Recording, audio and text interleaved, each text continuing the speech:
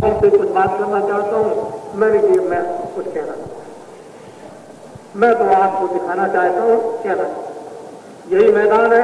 जब मैं यहाँ काम 1-1.5-2 महीने से कर रहा था तो लोग कहते थे कि जो ये कहते हैं तो आप मैं कहा कुछ नहीं, आप अपनी आंखों से देखना, क्योंकि हम कुछ कहना ही नहीं चाहते, हम तो आपको दिखाना चाहते हैं। इसको आप देखें, आप भी मदद करें, हम भी मदद करें। हमारी आपकी मदद से एक सुंदर समाज, एक सुंदर देश, सुंदर परिवार फले फूले और सब लोग अच्छी तरह से फल फूल, अनाज, घी दूध, मक्खन, कपड़े, सबको मकान मिले, सब लोग प्रेम और मोहब्बत से रहे। इस तरह के युग का ढंढोरा आपके सामने पीटा जा रहा है। ऐसा समय आएगा। जय गुरुदेव।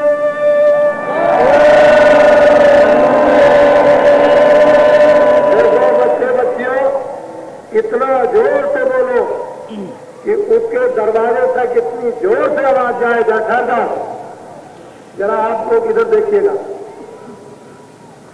देखिए ये सब कुछ हो रहा। ये हमारे विद्वान है, उसको आपके सामने आ ही जाएंगे जो आए हुए हैं। अब तो सब कुछ आपके सामने हो रहा है, तो मुझे आप छुट्टी दे देंगे, मैं चला जाऊं?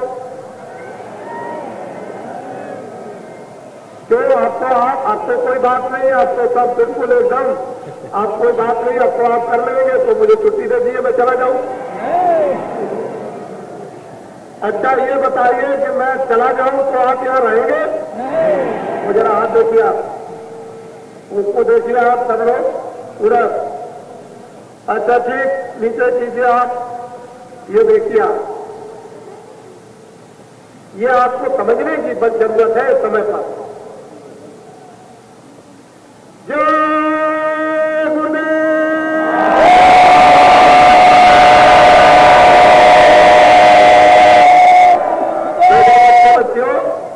जो आप सब लोग हो, जो हमारे थोड़े बहुत नियम के,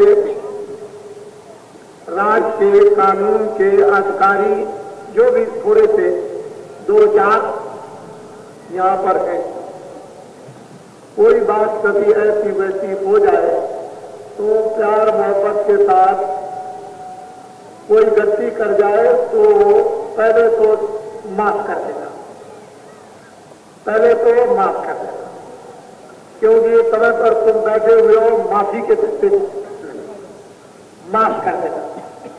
पहली बार तो माफ कर देना और कहना कि बच्चा, भाई, दोस्त, इस स्थान पर ऐसा काम मत करना। और अगर नहीं माने तो आप उनको दे देना, कह देना कि देखिए नियम व्यवस्था में बाधा होती है तो मैं आपको दे देता हूं। तो जो 2-4 है उनको आप दे, ताकि विधिवत आलाप के साथ में सब काम ठीक हो जाए। और वो भी आज नहीं, अगर कोई गलती करके जाएंगे भी तो वो अभी थोड़े ही दिन के बाद पछताएंगे और फिर मुझसे खुद कहेंगे, क्योंकि आप में भी तो ऐसे बहुत से बैठे हैं जो आपने करके फिर गलती की माफी मांगी और फिर यहाँ आकर के अब फिर कहने लगे हमको भजन का रास्ता बता दीजिए, हम भजन करेंगे। तो उन्हीं में से तो आप हो, कोई दूसरे नहीं हो। तो पहले आप अपनी तरफ देखो कि मैंने क्या क्या गलती की और फिर किस तरह से माफी मांगी और फिर किस तरह से भजन में लगा और किस तरह से हमारा दिल बदल गया। तो ऐसा ही उनको भी समझे, भूले हुए हैं, नहीं जानते हैं, पहले आप भी भूले थे। जब आप अपनी तरफ देखोगे तो फट दूसरे को पहचानोगे। तो क्षमा करना, ये काम है। थोड़ा बहुत कोई पैसा है इधर उधर चला जाए तो कोई बात नहीं है, ये तो गांठ का जाता है, तो कुछ तुमने लिया दिया होगा, किसी का इधर उधर से कुछ चला जाए तो गंगा जी के किनारे कोई पता नहीं। तुम फिक्र मत करो, घबराने की जरूरत नहीं है। हम जब तुम चाहोगे कि 100 रुपए 200 रुपए हमारे चले गए, 50 रुपए चले गए, तो हम मेघों से और देवताओं से प्रार्थना करेंगे कि उसके खेत में पानी बरसा दीजिए ताकि ट्यूबवेल बिजली का पैसा बचे। भगवान के 1000 हाथ देने के होते, तुमको अभी कुछ पता नहीं। 1000 लाख हाथ उसके होते, न मालूम किस तरह से दे दे। इसलिए सब बातें विचार। और हमने ये भी समझा दिया, अभी जो गांव में अपने अपने तय करके आए ना, ढूंढ ढूंढ करके, जहां लड़के लड़की को गांव में तय किया है, और आपने ये सोचा है कि मैं तो काशी में जाकर के फिर शादी बच्चे बच्ची की करूंगा, तो तय तो आपने गांव पर कर लिया, लेकिन आपने इसको शुभ समझा कि उस समय पर इतना बड़ा कार्यक्रम होगा धर्म का, और काशी विश्वनाथ बोले रहेंगे, और इतना बड़ा सज्जुग आगमन, और वहां पर नर नारी भक्त और विद्वान वहां पर रहेंगे, तो उन्हीं के समक्ष ये पानी ग्रहण पति पत्नी का हो जाएगा।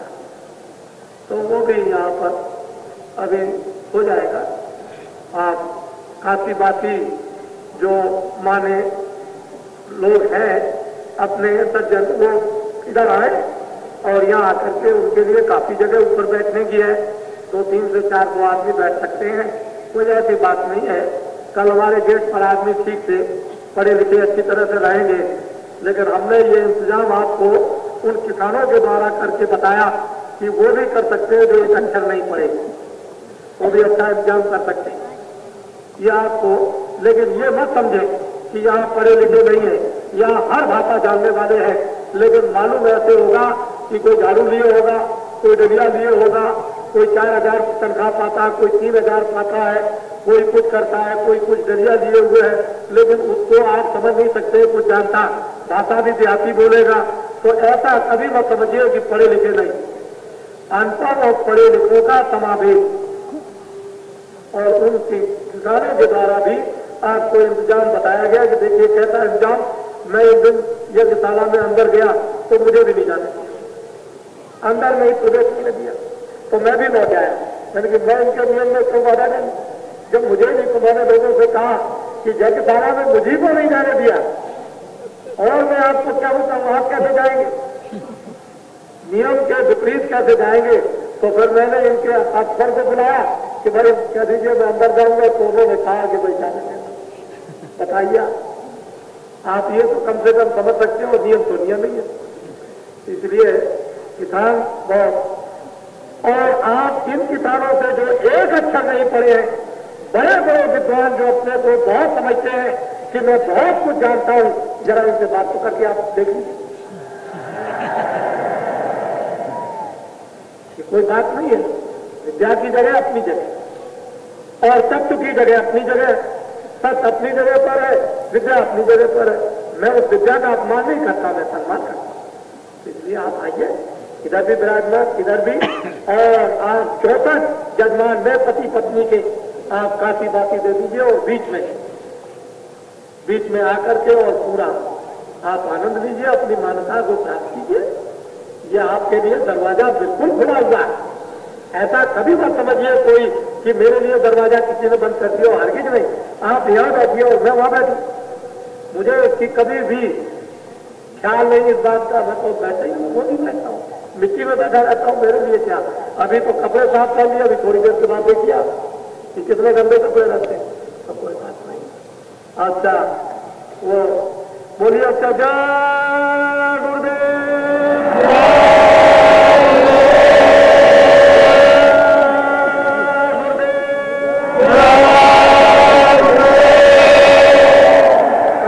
काशीवासी विद्वान यहाँ पर सबके सब उपस्थित रहेंगे, उनकी पूरी फोटो दिन में भी रहे और रात्रि को भी, तो फोटो इतिहास भी दे दें, इसका भी तो इतिहास बनेगा।